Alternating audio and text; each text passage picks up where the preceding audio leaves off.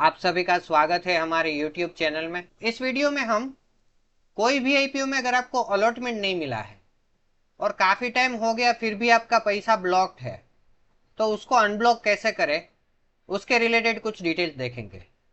मैं आपको कुछ टिप्स और ट्रिक्स बताऊंगा जिससे आपको अपना पैसा अनब्लॉक करने में आसानी रहेगी।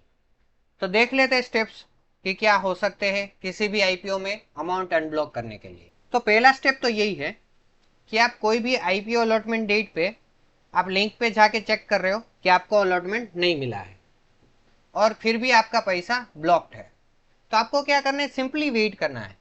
4-5 दिन मैक्सिमम वेट करना है। 4-5 दिन में तो हो ही जाता है अनब्लॉक, बट मैक्सिमम 4-5 दिन आप वेट कर लीजिए, आपका पैसा ऑटोमेटिकली अनब्लॉक हो जाएगा। क्योंकि क्या होता है, कुछ कुछ टेक्निकल ग्लिचेस की वजह से कभी कभार आपका पैसा अनब्लॉक नहीं होता, बट जब मैंडेट की एक्सपायरी, हर एक मैंडेट की एक्सपायरी होती है, ब्लॉकिंग वाले मैंडेट की, वो एक्सपायरी डे पे तो वो अपने आप ही एक्सपायर हो जाता है, तो आपका पैसा अनब्लॉक ऑटोमेटिकली हो जाएगा। तो आई होप आपको स्टेप 1 क्लियर है। अगर आपको अलॉटमेंट नहीं मिला फिर भी फंड ब्लॉक्ड है, वेट कीजिए। ये हो गया स्टेप 1। स्टेप 2 ये है कि आपने 4-5 दिन वेट भी कर लिया, ठीक है, फिर भी आपको ना तो कोई आरटीए के साइड से मेल या तो मैसेज आया है कि आपको कोई अलॉटमेंट नहीं मिला है, तो वो केस में क्या करना है, आपको किसी भी आईपीओ के आरटीए को रीच आउट करना है। अभी ये आरटीए की डिटेल्स आप पूछोगे कहां से ले, तो आपके कोई भी ब्रोकर जो होते हैं उनके वेबसाइट या तो एप्लीकेशन पे आप लॉग इन कीजिए और जो भी आईपीओ में आपको अमाउंट अनब्लॉक करना है उस आईपीओ की डिटेल्स सेक्शन में जाइए। उस सेक्शन में कहीं पे तो आरटीए का नाम या तो उनकी डिटेल्स मेंशन की होगी। जैसे ही आपको आरटीए का नाम मिल जाता है और आपको अगर उधर कॉन्टैक्ट डिटेल्स नहीं मिलती तो आप आरटीए का नाम सिंपली गूगल में डालिए, तो आप उनकी वेबसाइट फाइंड कीजिए और उनकी वेबसाइट पे आप कॉन्टैक्ट अस में रीच आउट कर लीजिए कि ये मेरी क्वेरी है और मुझे ना मेल आया ना मैसेज आया है कि मुझे अलॉटमेंट नहीं मिला है। तो अगर आपको ऐसा कोई मैसेज या मेल नहीं आता है, आपने नोटिस किया होगा जब भी आपको अलॉटमेंट नहीं मिलता आपको मेल और मैसेज आता है कि हमने बैंक को बता दिया कि आपका पैसा अनब्लॉक कर दीजिए। अगर ये केस है कि आपको मैसेज या मेल नहीं आया है तो आप आरटीए को रीच आउट कीजिए कि मेरी बैंक को इंस्ट्रक्ट करिए कि मेरा पैसा अनब्लॉक कर दे। ये क्लियर है कैसे आरटीए को रीच आउट करना है और उनको क्या बोलना है। उनको बोलना है कि आप मेरी बैंक को इंस्ट्रक्ट कीजिए कि मेरा पैसा अनब्लॉक कर दीजिए। वो आपसे कुछ डिटेल मांगेंगे, ओटीपी तो नहीं मांगेंगे, तो ओटीपी के अलावा सारी चीजें देना आपके आईपीओ के रिलेटेड, आपको पता चली जाएगा कि ये सेंसिटिव इंफॉर्मेशन है या नहीं।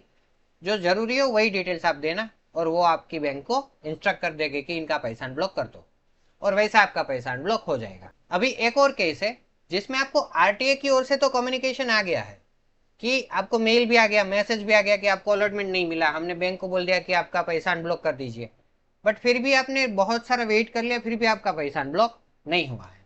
तो वो केस में क्या करना है, वो केस में आपको सिंपली अपनी जो बैंक है जहां से आपने आईपीओ में अप्लाई किया था उनकी होम ब्रांच पे, मेरी हम्बल रिक्वेस्ट है आपको उनकी होम ब्रांच पे जाके कांटेक्ट करना है, क्योंकि होम ब्रांच पे ही आपको सारी क्वेरीज का आंसर मिलेगा।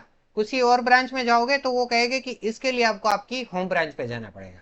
तो आपको अगर फर्जी में इधर से उधर ना जाना हो तो आप अपनी होम ब्रांच पे चले जाओ, वहां जाके उनको आपका मैसेज मेल दिखाओ कि देखिए इस आईपीओ में मुझे अलॉटमेंट नहीं मिला फिर भी मेरा पैसा अभी भी ब्लॉक्ड है और मेरा मैंडेट भी एक्सपायर हो चुका है, तो उनसे रिक्वेस्ट कीजिए कि मेरा पैसा अनब्लॉक कर दीजिए। तो वो क्या करेंगे, पहले तो उनके एंड पे कुछ डिटेल्स वेरीफाई करेंगे। जैसे ही डिटेल्स वेरीफाई हो जाएगी आपको एक फॉर्म दे देंगे फिल करने के लिए।